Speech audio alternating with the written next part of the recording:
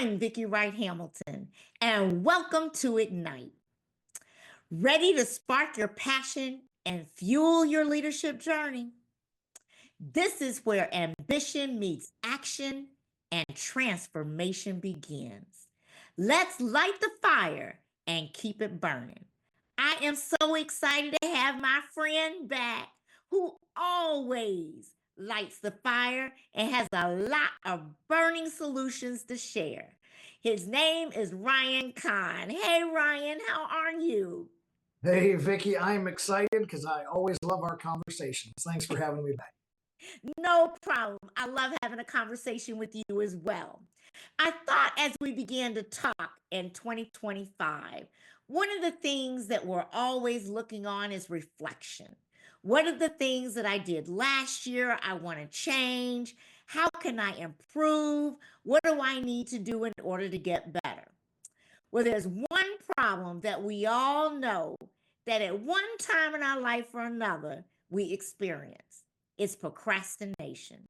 And I want to talk about procrastination and understand from your perspective, why do you think so many people fall into the trap of procrastination and moving forward? That is a great question. And to really doubly emphasize, every single person struggles with procrastination at some point in their life. I would boil down probably there's three culprits, but two primary culprits for procrastination. Number one is fear. I don't necessarily know what I'm getting into. I don't know what the answer or the solution is going to be. Or I know this is going to be difficult and I'm kind of afraid of the hard work. So fear is a really big problem. It's a really big component that contributes to us just not getting the job done. And then another one is just the improper prioritization. It's just the inability to say which comes first, which is more important. I don't know what to attack first. And so the not knowing or the improper laying out the assignment of tasks and work projects is the other culprit. There's confusion in the unknown. And of course, that also can feed into fear as well. So what we see is we see people, they either lack a timeline, they either haven't been provided one, or they haven't laid one out themselves. Maybe they don't have defined action steps, or they don't have specific deadlines of when this is due. So without a specific deadline or specific steps to take, we just kind of keep kicking the can down the road and we're going to get to it. We're going to get to it. So here's something that's really important I want people to hear. If you have a designated workload in front of you and you say, hey, I've got 8 hours to get this done, you're going to take 8 hours to get that done. If you have that exact same workload and say, hey, this needs to be done in the next 2 hours, guess what? You're going to be able to hustle and grind and get that done in 2 hours. So as far as procrastination goes, timelines and deadlines are really important because you are subconsciously going to fit the window. So it's up to you to start making the window tighter. That's something that we need to start considering as we move forward. And then the third component is comfort. I'm comfortable right now. I don't want to get out of this current comfort zone into the work, the task, the project, the headache that lies in front of me. So I'm just going to stay comfortable a little bit longer, a little bit longer. It's the same reason we hit the snooze in the morning, right? This bed sure is warm and comfy. I'm going to hit the snooze just a few more minutes, just a few more minutes. Well, that's just procrastination on the basic level. I'm going to brush my teeth here in a minute. I'm going to put my shoes on in a minute. And we kick the can down the road. So fear, the unknown or improper prioritization, and then battling our own comfort. And I appreciate that, Ryan, but you know what I also find? And I guess, it's something that I used to struggle with all the time. I procrastinate because I don't like it. I just don't want to do it. These are things that drive me crazy. I just don't want to do it. And if I can just put it off and put it off and put it off, it just makes it easier until I hit that deadline where it's absolutely necessary and I have to do it, in terms of moving forward. But not liking a task or not liking to do something just automatically says, oh, push it off, push it off, push it off. So I also find that that is another challenge. Do you agree with that? I do. And I think it really tiptoes in those two boundaries of comfort, right? Like this is annoying, so I don't want to be annoyed right now. I'm going to go back, or I'm afraid that it's going to be, something that's going to be negatively received by me. So I want to avoid that negativity. I love that. I think that's a great point you just made. Absolutely. So, what do you think are some of the practical steps or things that we can do to break down from procrastination and then get started? That is great. A lot of people talk about procrastination all the time, and then they never come up with solutions. So they literally procrastinate the answers to how to get this done. So one of the things that I tell people is that there's habits you can form. Okay, Mhm. so this goes to a base level of, let's say you come home and you drop your purse on the counter, or you just check the mail and you throw a pile of mail on the counter, and then you walk off and you get distracted with petting your dog, or doing something else, or going to turn on the music so that you can cook dinner and get it ready, and the purse sits there and the mail sits there and things slowly pile up over time. Instead of just putting it away, just put it away right now. Go hang your purse in the closet, open up the mail, throw out the junk mail, just get it done and move on from step by step. So that's just kind of a quick thing that you can do, is just start conditioning yourself to always keep things orderly. And what I tell my kids is, like, you don't ever have to clean your room on a Saturday if you keep it picked up all week. So picking up versus cleaning, the deep cleanings are going to be pretty rare if you keep yourself picked up all the time. Now apply that metaphor to all of your life, to your business, to all of your tasks. But one of the things that I really want to emphasize people is that if you can define the problem, you can define a plan for that problem.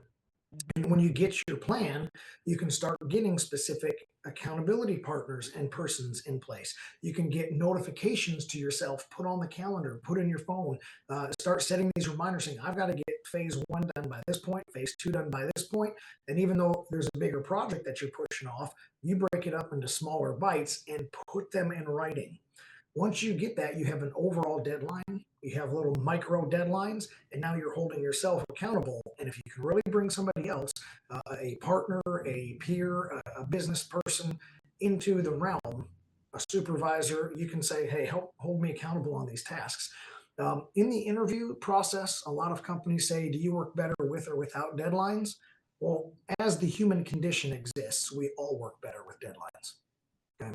In the very few highly creative fields of Mm. art and music, okay, everyone works better with deadlines. Okay.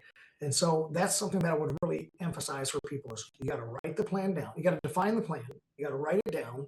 Once you or define the problem, write down the plan, break it into action steps, assign deadlines, assign notifications, and assign accountability measures, whether with yourself or another person. When we think about those practical steps, it is so logical, right? It's like, oh my gosh, this is logical. I know how to do this. But it's the routine, right? And it takes 90 days to get a routine to start that habit. So you continue over and over. It's like if you're working out or you're starting, on a health kick or whatever it may be. It's like the very beginning, it's like, okay, I'm gonna go, go, go. And it's like, and I slip back into my old habits, my old things that I'm doing, and then get back into procrastination, for example, versus moving forward. And so I think that, it's interesting how you talk about really planning it, time bounding it, etc. And I love, because I have to do this myself, is tell enough people to hold you accountable. Tell Yes. somebody who's going to see you, be involved with you, who knows that's going to hold you accountable so you're not slipping.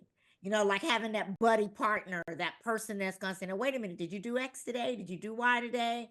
That kind of thing. I love that, because it is so true that if we write it, we tell it, we say it over and over again, that if people hold us accountable, it's like, I can't run away from this. I said I was going to work out 7 days a week, and I've only done it 4, but I got 4 people I told, and everybody's comments say, you work out, you work out, you work out, you work out. So sometimes it's about that quantity of number. How many people do you really need to tell?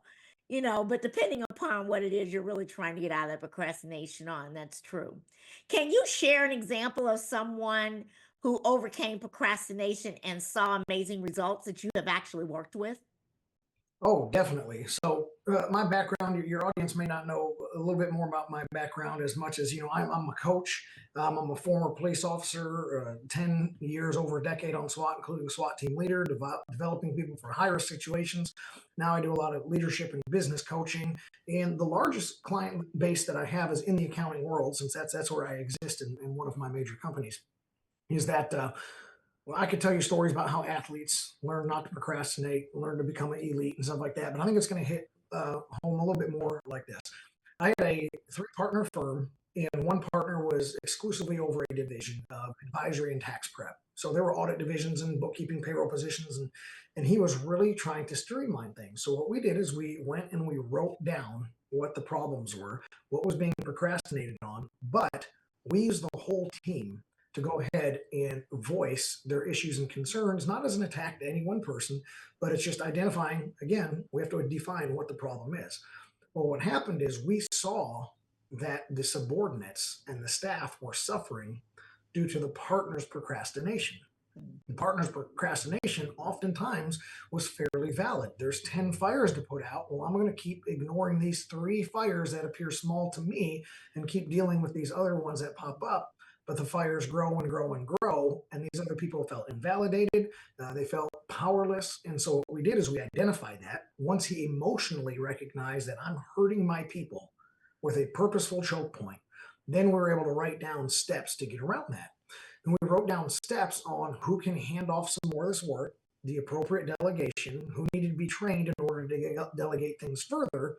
And then after we got that, we gave permission. He took his hands off the steering wheel and he said, I give you permission to hound me, to remind me, to poke and prod me. Accountability partners, multiple layers. So it's not just one person that's a subordinate, but multiple layers to say, hey, this is one of those fires you told me to tell you is important, right?